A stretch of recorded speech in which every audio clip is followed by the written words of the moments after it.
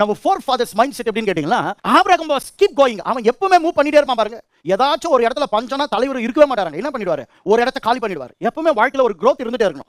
அடுத்தது நம்ம ஐசக்குடைய mind set பாருங்க. அவங்க என்ன பண்ணுவாருன்னா, ஐசக் தொடர்ச்சியா வேலை செஞ்சுட்டே இருப்பார். ஒரு இடத்துல கிணறு தோண்டுவாரு, அங்க பிரச்சனை வந்துச்சா விட மாட்டார். இன்னொரு இடத்துல தோண்டுவார், அங்க பிரச்சனை வந்துச்சா பிரச்சனை வருதே நம்ம விட்டுலாம் இருக்க மாட்டார். இன்னொரு இடத்துல தோண்டுவார், கர்த்தர் அங்கே பாதிக்கு பெருகும்படி 100 மடங்கு கர்த்தர் ஆசீர்வதிப்பார், ரெகோபத்தை உயர்த்துவார்.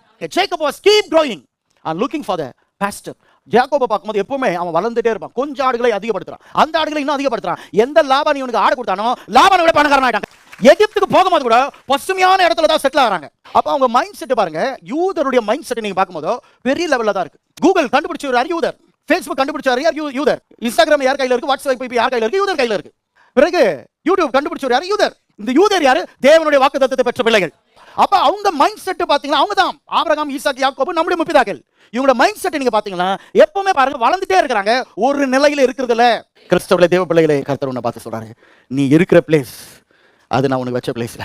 Look beyond your boundary.